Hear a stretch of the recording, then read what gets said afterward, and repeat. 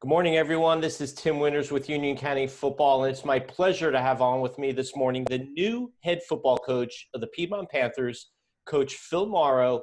Coach, welcome to Union County. Welcome to UnionCounty Football. Well, thanks, Tim. It's great to be here. Now, I know you've had, I'd say, a pretty eventful last few weeks. Can you just give the Piedmont community a little bit of background about yourself? I don't know if you've met with the community as of yet, but if you could tell the folks a little bit about you and your background. Sure. Originally I'm from New York City. Grew up in New York City. Went to Harrison High School, and played them all, and started out at University of Rhode Island, and transferred to Denison University. That's how I got to Ohio. So the bulk of my coaching experience has been in Ohio, except I did have a 3-year stint in Texas. Actually, my first head football coaching job was at Texas School for the Deaf, and awesome experience.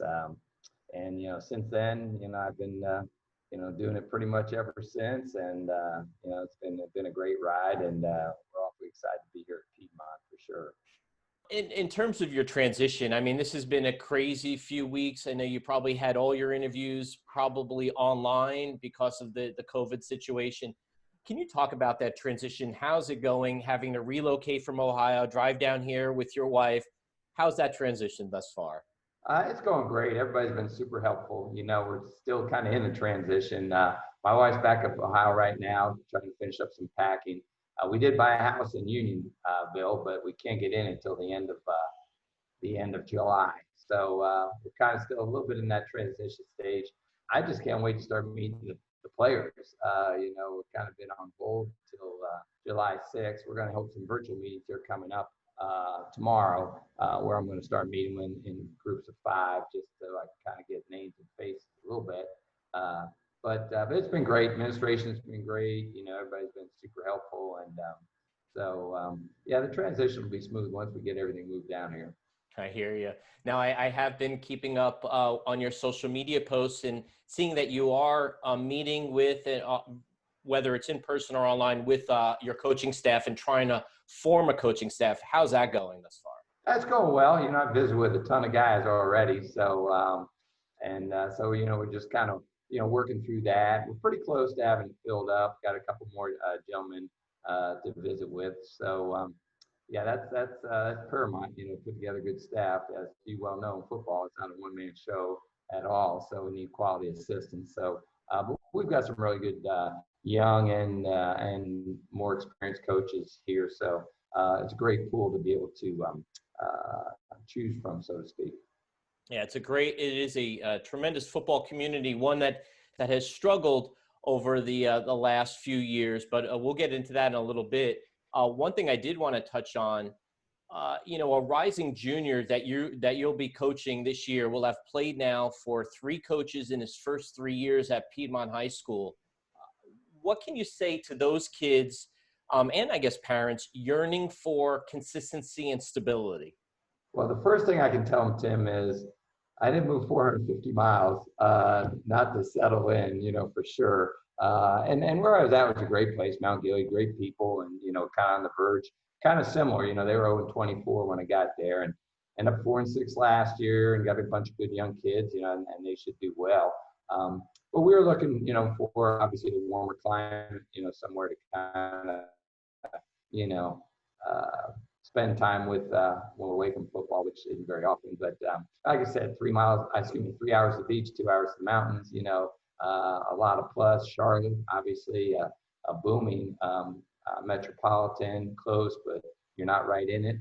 So I guess what I can tell those parents is, and as I told them on that little video I put out, even though they didn't get to choose me, I definitely chose them, and feel real good about the administration, Mr. Stamey, and Ms. Canty, and the whole administration has been nothing but great. Can really feel the family type atmosphere, and that's what we want to foster and embrace for sure. The program that you're inheriting, Piedmont's offense has struggled a bit over the last few years, trying to turn it around. They opened up things a little bit last year. If I know parents, I've been hearing from parents over the last few years, they just want to see maybe a more balanced approach to the offensive game. But what is your philosophy? What can you tell the parents what they can expect in terms of your offensive philosophy going forward?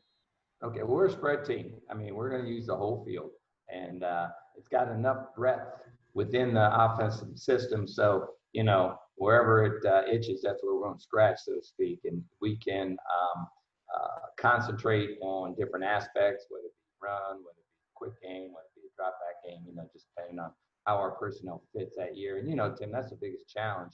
First year is trying to figure out who does what well, and so what you can hang your hat on. But I think they'll like what they see. Like I say, will be multi-formation, motion type offense, but we're super simple in what we do.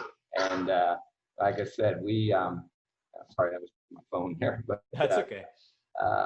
so the biggest thing is what we don't try to do is change. Our base scheme, especially tackle to tackle. We don't move the furniture around a whole lot. With those guys, we want to make sure those guys can come off the ball. So I think that's really key, to your offensive philosophy, that your linemen aren't confused and they know what they're doing and they come off the ball. So that's one aspect of it. But again, we like to get a lot of guys involved in the offense. We like to incorporate our quarterback in the run game with our running back. We're a lot of one back, 2x2, 3x1. We might get some empty, just kind of depending on the situation. But I think they'll enjoy what they see. I think the kids will have fun with it. We make it, like I said, we make it super simple. And that's what you got to do, especially with this downtime. And, one thing before I get into the defensive side, once we hit the shutdown and we have a number of first-year coaches, first-time head coaching a program, and I thought they would be at a tremendous disadvantage with the shutdown, not being able to really impart their program and organize in their normal ways. Now, you come into this, first year down here in North Carolina, but with a breadth of experience. Do you feel that you do have an advantage, if you can call that, in terms of all the years of knowledge that you bring to this, even though you're not meeting with the kids right now, what it takes to build the program? Well, I've been pretty fortunate as far as that's concerned. I mentioned I was at Texas School for the Deaf. They were one of 39, prior to getting there. And so we've taken over some programs that need a little TLC. And again, nothing negative about what's gone on in the past. I'm sure they've had great coaches and worked awfully hard. But yeah, we've got some things in place, that we do. And I think the biggest thing, Tim, is it's got to be grassroots. I mean, you got to get down right with the youngest of the youngest, and sell them on your program, be involved, get to know them, and I think that's really critical. So you can build that consistency, as you come along. But yeah, like I said, I love a challenge for sure, and I love when people kind of, I don't know, we'll see. I say, yeah, we will. But yeah, I've had experience in similar situations with really not this much support, way more support from a standpoint of number of coaches, facilities, things along those lines. Things that really don't have to reinvent or create, so to speak. So that's a huge plus. There are some uniquenesses though. JV games on Thursday, very unique for me. We always play Saturday, and obviously I can see there's some scenarios that we're going to have to play out. Is like your key backup guy. Do you play him on Thursday night? You don't play him on Thursday night, and then what if he doesn't get to play on Friday? So there's some uniquenesses, that obviously I'm gonna have to work through. But again, it's new, it's fresh, it's a challenge. So we're up for it. All right.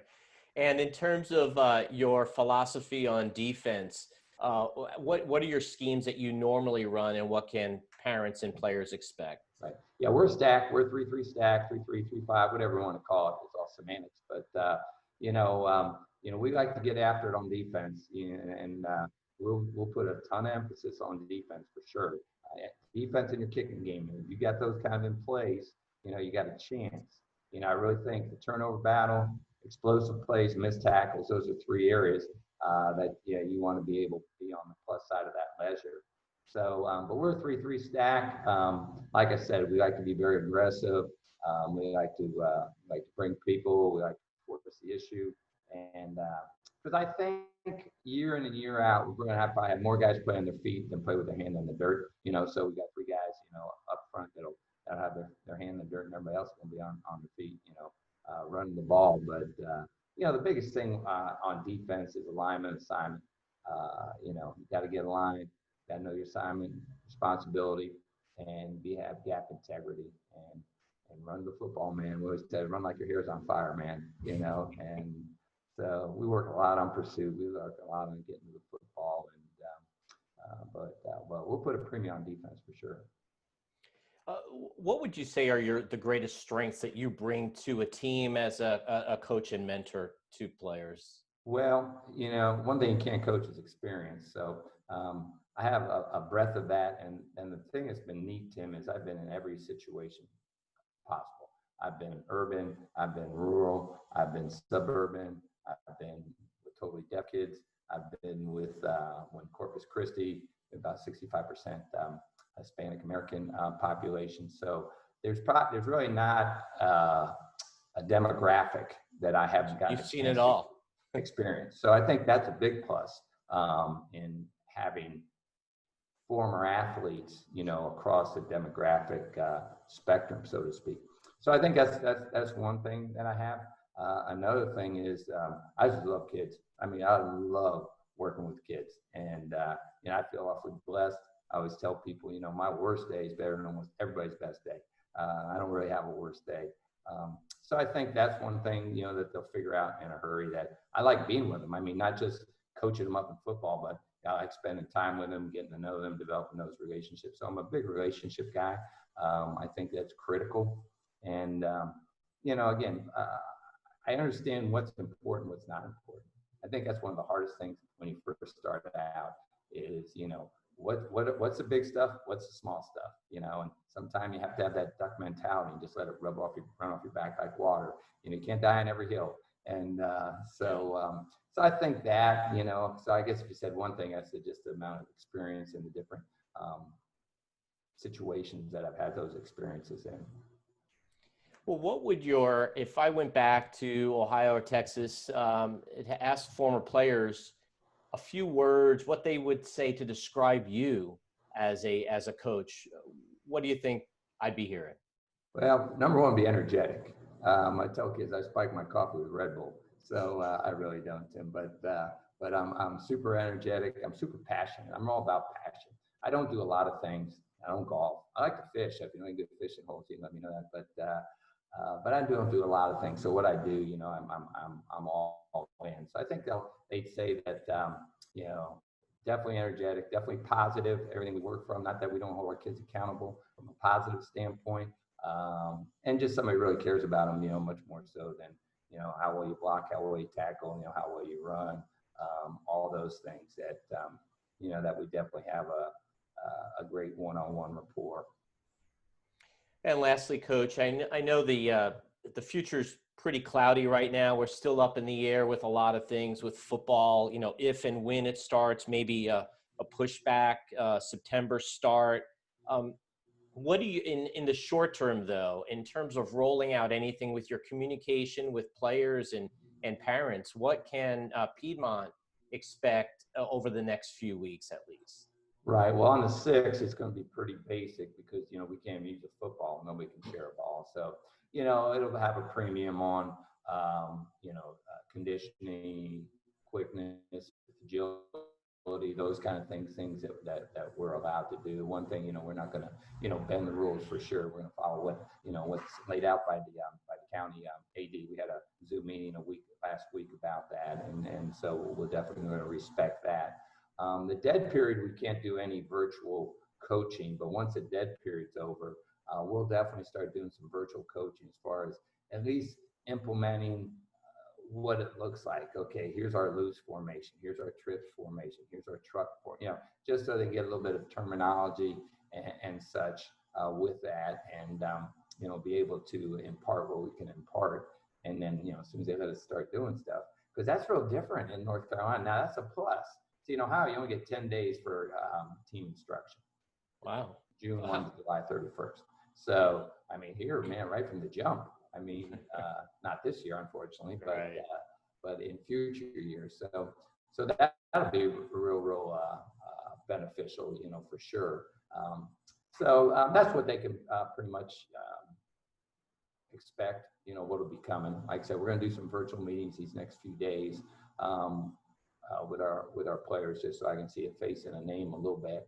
And then as that goes on, we'll start doing some virtual coaching until we can actually, get to where, we can install some things. Because right now it's kind of difficult to do a lot of install, unfortunately. But hey, we don't make excuses. So Tim, one thing you'll know about me and our program, we will not make excuses. Whatever it is, hey, figure it out. I mean, you can complain all you want, but you know what? At the end of the day, that's not going to solve the problem. So, I do enjoy challenging opportunities for sure. Well, Coach, I do appreciate the time. I know time's of the essence for you right now. So I do appreciate your time this morning joining with me here on Union County Football. Pleasure meeting you, and I look forward to meeting you in person, hopefully over the next few weeks to month. Hey, call anytime, anything you need, Tim. I'm always available.